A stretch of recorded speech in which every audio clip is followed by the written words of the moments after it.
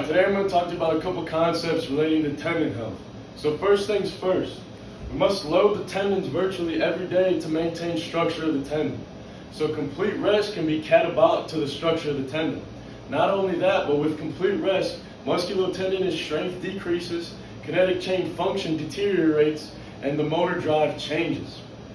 So the key here is to not overload the tendon and produce tendinopathy.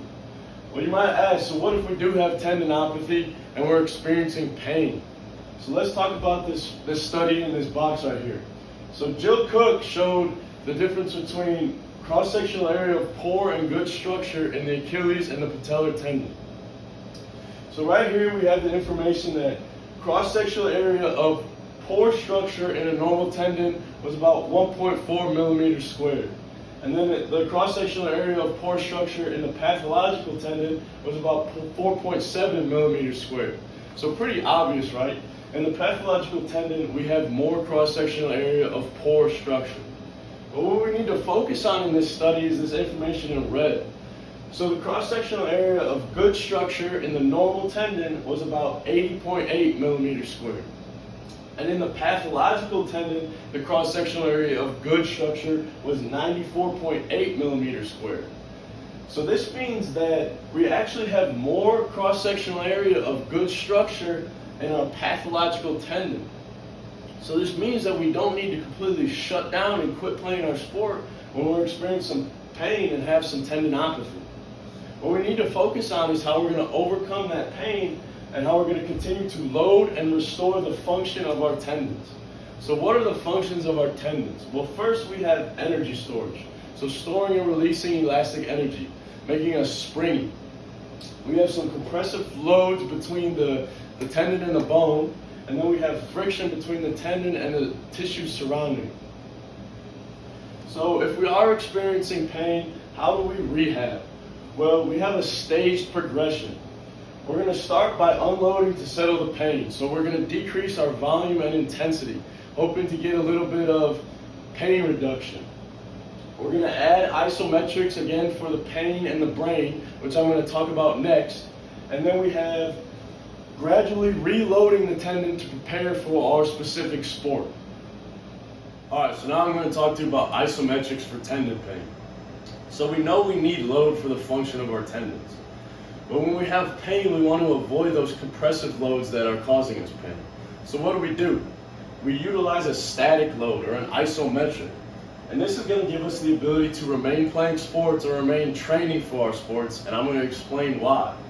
So Albany Rio did a study and it showed that 5 sets of 45-second iso leg extension at approximately 70% of their max significantly reduced tendon pain for at least 45 minutes. So for example, if you got a basketball guy that's experiencing some patellar tendon pain, we can hit these 5 sets of iso holds and then send them out there for practice of the game, and they'll have a major reduction in pain because these iso holds reduce the pain immediately. So she also looked at what the isos did to the brain and motor inhibition. So when we have pain, it basically puts a brake on our motor drive, not allowing us to produce as much force. So after they hit these iso holds and that pain was gone, the participants in the study were able to produce 19% more force immediately because that brake was essentially removed. So some things we need to think about when we're programming our iso holds. So load. Like you see in this study, it's about 70%. So we have to load it up pretty good because studies show that if you don't load it enough, that there might not be as much of a reduction in pain. Same thing with time under tension. So 45 seconds, we need sufficient time under tension.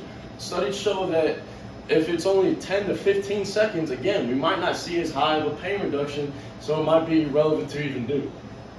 And then position, very important. So the isos aren't a global reduction in pain. It's also only going to reduce the pain in the tendon that's being loaded. So if we're hitting a split squat iso, we're only going to get pain reduction in our patellar tendon, not our Achilles tendon. So the position of where we're hitting that iso is very important. The cool thing about these isometrics is that we can utilize them before training and even in season, because isometrics are naturally not fatiguing. So we're not going to fatigue our muscles too much to where we can't go out and play.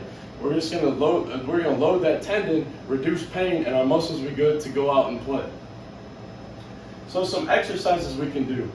For the Achilles, we can start with a seated calf raise, move into a standing calf raise, go into a single leg calf raise, and then if we have a high level guy, a very strong, maybe a football player who can take a lot of load, a single leg calf raise on a Smith machine where we can load it up pretty good and get into that iso hold. For the patellar tendon, we can hit this leg extension, we can hit a split squat iso, or we can even hit a Spanish squat. So we can take all of this into account, and that's why isometrics are so important for pain reduction and being able to play sport. Alright, so now I'm going to talk to you about loading our tendons in terms of progressing back to sport. So like I said, one of the functions of our tendons is energy storage. So storing and releasing elastic energy, making us springy. So we need to talk about tendons in sport. So the nature of the game, like basketball or football, we have a lot of quick ground contacts. So running fast, cutting, coming off the ball, all of those are quick ground contacts. So that means that we need to progress our training to more elastic ground contacts to come back to play that sport. And this is because of soft tissue and Davis's law. So Davis's law is a physiological principle that states that soft tissue will change in the manner of which is mechanically loaded. So it's going to adapt differently to the different stressors that we place on it. So if we're doing a fast elastic movement, it's going to be trained to work fast and elastic and give us those quick ground contacts compared to something where we're a heavy, slow squat and we're training the soft tissue in a different way. So we need to apply elastic ground contacts in our training to train that soft tissue to be quick and elastic. So how do we do this? Well, we implement an extensive plyo program. So an extensive plyo is going to build our work capacity and build our base for plyos. So we're going to start with a low volume and low intensity extensive plyo, like a over foot dribble or a low intensity skip. And then we're going to slowly progress it when we start feeling better to more high intensity and more volume. So maybe we work from a dribble over our calf to a dribble over our knee where we're getting more range of motion and the ground contact time is faster, but it's more loaded. So we progress that way, or a skip, or we're just lightly skipping compared to an A skip where we're putting force into the ground. So we need to progress our extensive plyos from low to high intensity, and obviously we can progress that volume to maybe we're doing it for 10 yards or 20 yards or 30 yards, progressing the time limit we're doing it.